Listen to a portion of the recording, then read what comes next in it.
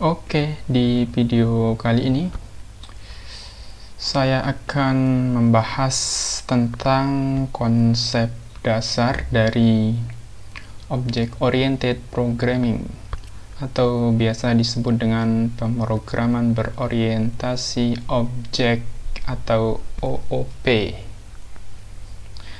Baik, jadi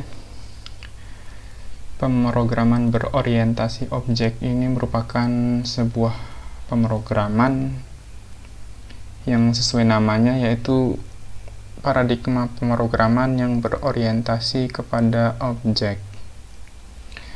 Contoh sederhananya gini. Di sini saya sudah mempunyai sebuah diagram UML seperti ini. Diagram ini merepresentasikan sebuah kelas. Jadi di OOP itu ada namanya kelas dan objek. Oke. Jadi kelas ini merupakan ibaratnya sebuah bahan yang nantinya menghasilkan sebuah objek atau hasil nyata. Oke. Jadi kelas ini bahannya dan objek itu merupakan perwujudan dari kelas ini atau hasil nyata dari kelas ini. Contoh di sini ada diagram mobil. Nah, di dalamnya terdapat berbagai macam properti atau variabel, misalkan jumlah ban, merek, dan warna. Selain properti, terdapat juga beberapa metode atau fungsi. Kita tahu mobil bisa jalan kemudian mundur, jadi fungsinya atau behavior atau perilakunya itu bisa kita buat seperti ini, jalan kemudian mundur. Oke, ada contoh lain seperti ini. Ini adalah mobil dan ini merupakan sebuah objek. Oke, jadi sebelumnya ini adalah kelas bahannya, kemudian hasil jadinya berupa mobil seperti ini. Jadi dari kelas itu kita bisa membuat berbagai macam objek dengan bentuk yang berbeda. Bisa saja dari kelas ini kita bisa membuat mobil yang warnanya kuning, kemudian hijau, merah, dan lain sebagainya. Oke, di sini ada berbagai macam atribut. Misalkan di sini ada ban, setir, warna, tahun produksi. Kemudian ada fungsi atau metodenya itu hidupkan mesin, jalankan mobil, kemudian mundurkan mobil. Oke, seperti itu konsep dasarnya. Sekarang untuk lebih jelasnya bisa kita coba di codingannya langsung. Oke, di sini saya menggunakan NetBeans versi 8.0.2. Oke, langsung saja kita mulai. Kita klik file, kemudian kita buat new project. Oke, new project Java, kemudian Java aplikasi. Kita klik next, kemudian kita berikan nama, misalkan di sini mobil. Oke, klik finish.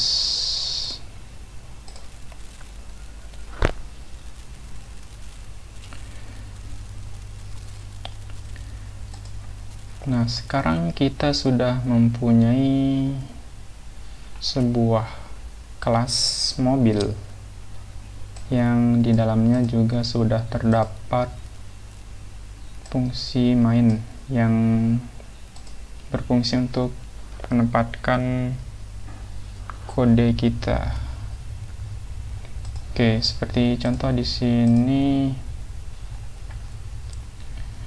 Di dalam ini bisa kita hapus dulu. Oke.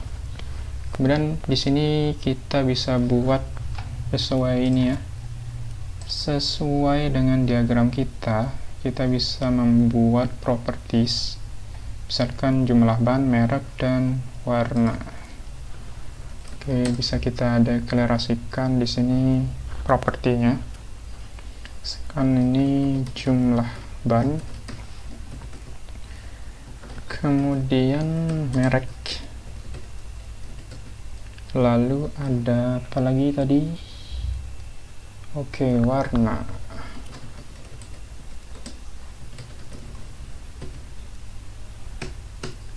Nah, kemudian di sini juga ada metode atau fungsi yang ada di dalam kelas ini.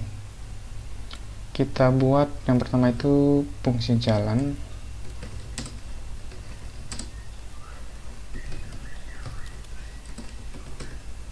Di sini kita print saja sebuah teks untuk menandakan bahwa fungsi ini berjalan dengan lancar. Oke, kita sysout. Mobil berjalan. Kemudian kita buat lagi di sini fungsi mundur.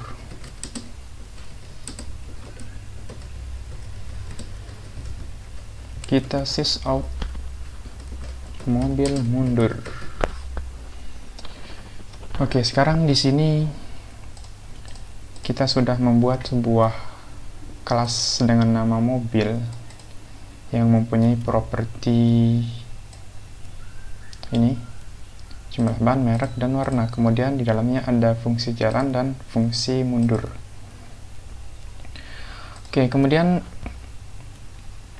kita buat sebuah file baru lagi, kelas main. Di sini kita pilih Java, kemudian Java class. Oke, next. Kemudian kita berikan nama dengan main. Kita akan mengakses kelas ini di kelas main. Oke, seperti ini. Dan di sini seperti biasa kita buat dulu fungsi mainnya, karena setiap kali kita menjalankan sebuah kode itu kita harus letakkan di dalam fungsi main.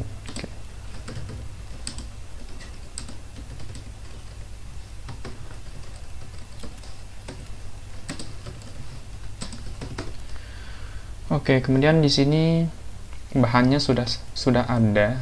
Ini mobil ini, kelas mobil ini merupakan bahannya yang akan kita buat objeknya. Untuk membuat sebuah objek bisa kita gunakan cara seperti ini. Pertama kita panggil nama kelasnya. Ini kelasnya mobil.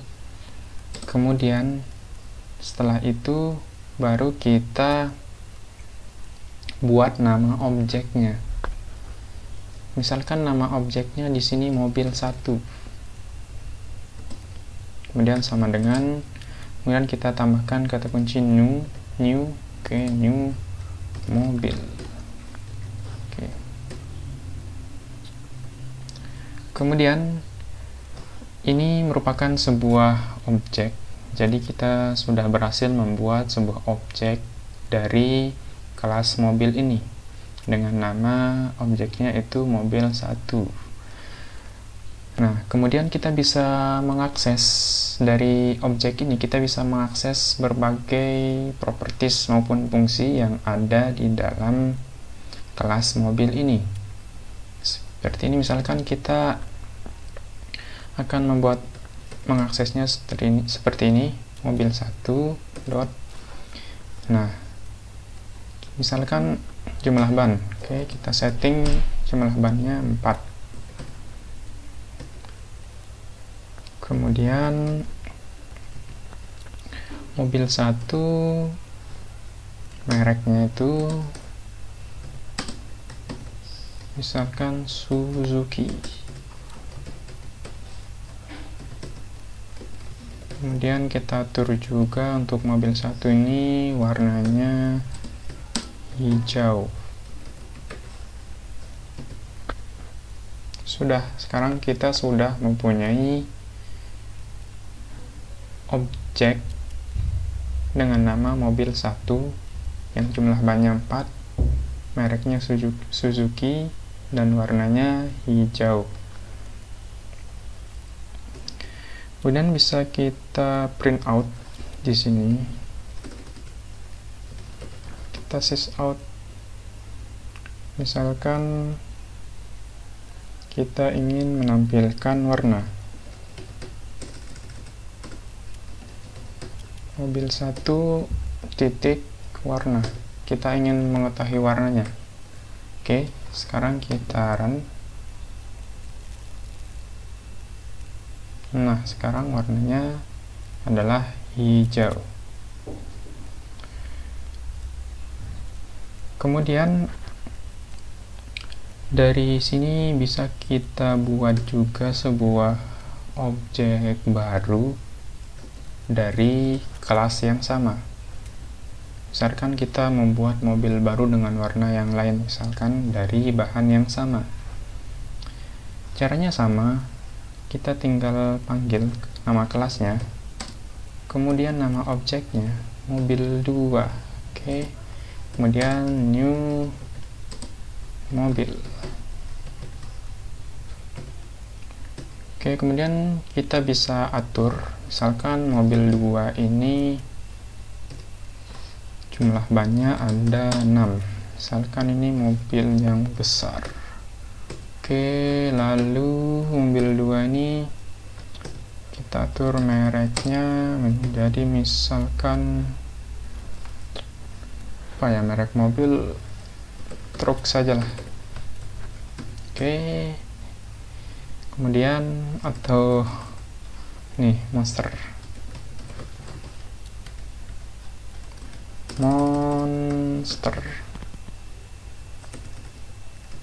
Oke, monster. Kemudian warnanya kita atur. Warnanya adalah warna merah. Oke, sekarang bisa kita sys out. Di sini mobil 2 kita cek warnanya. Mobil 2 dot warna. Oke, kita run lagi. Nah, sekarang sudah keluar warnanya adalah warna merah. Yang pertama ini mobil 1 warna hijau, kemudian yang kedua ini mobil 2 dengan warna merah. Kemudian ini bisa kita ganti juga, misalkan merek. Oke, kita run lagi. Nah, sekarang yang mobil 1 ini mereknya adalah Suzuki. Kemudian yang mobil 2 mereknya adalah Monster. Seperti itu ya teman-teman semua. Gampang banget kan untuk membuat sebuah objek.